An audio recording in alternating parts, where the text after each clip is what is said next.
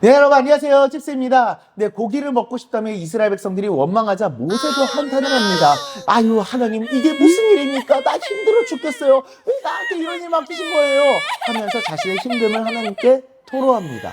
그러자 하나님께서 그 기도를 들으시고 모세를 도와줄 70명의 장로들을 세우도록 하십니다. 그리고 그들에게도 모세처럼 하나님의 영을 부어주셔서 모세를 도와 이스라엘 백성들을 이끌도록 합니다. 이제 모세는 혼자가 아니게 된 거죠.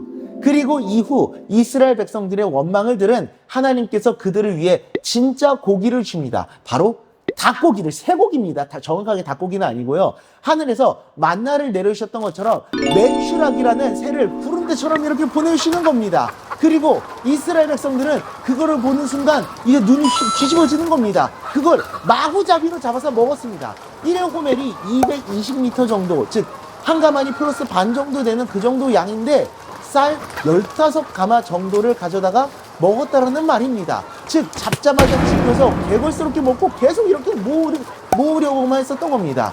그 모습을 보신 하나님께서 그들에게 벌을 내리십니다. 정확하게 어떤 재앙인지 모르지만 그들 중 몇 사람이 죽임을 당하게 되고 그 땅의 이름을 탐욕의 무덤이라는 뜻의 기브롯 핫다라고 짓습니다.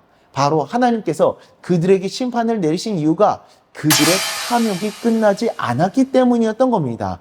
고기를 달라 해서 메추라기를 보내주시사 어떻게든 많이 가져가려고 했었던 겁니다. 그리고 자기들을 위해서 지명 사면에 펼쳐놓았고 만족해서 그것을 개걸스럽게 먹었던 겁니다.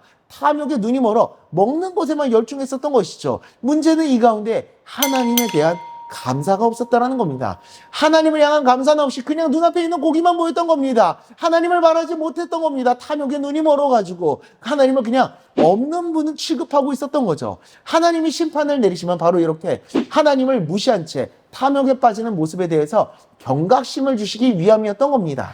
우리도 이렇게 탐욕에 사로잡혀 살아가고 있지 않은지를 돌아볼 수 있어야 됩니다. 하나님께서 주시는 선물과 은혜에만 초점을 맞추고 그 선물을 주고 은혜를 베풀어 주신 하나님은 온데간데 없는 모습, 하나님에 대한 감사가 사라져버리는 겁니다. 내 소원이 이루어지는 것만 바라는 탐욕에 사로잡혀서 하나님을 보지 못하는 겁니다. 하나님은 날마다 우리에게 은혜를 베풀어 주십니다. 우리는 그 은혜 현상에 집중해서는 안 됩니다. 그 은혜를 베풀어 주시는 하나님께 시선을 맞추고 하나님께 감사하며 살아갈 수 있어야 됩니다. 시편 52편 9절입니다. 주께서 이를 행하셨으므로 내가 영원히 주께 감사하고 주의 이름이 선하심으로 주의 성도 앞에서 내가 주의 이름을 사모하리이다. 아멘. 우리에게 행하고 베풀어 주신 그 하나님을 믿음으로 바라보며 잊지 않고 늘 하나님께 감사를 올려드리며 나아가는 우리가 될 수 있기를 간절히 소망합니다. 기도하겠습니다.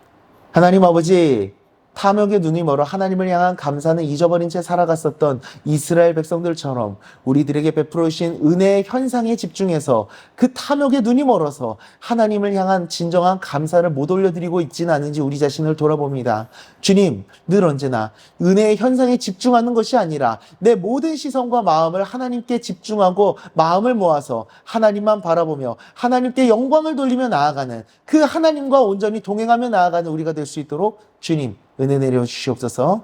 예수님의 이름으로 기도드리옵나이다. 아멘.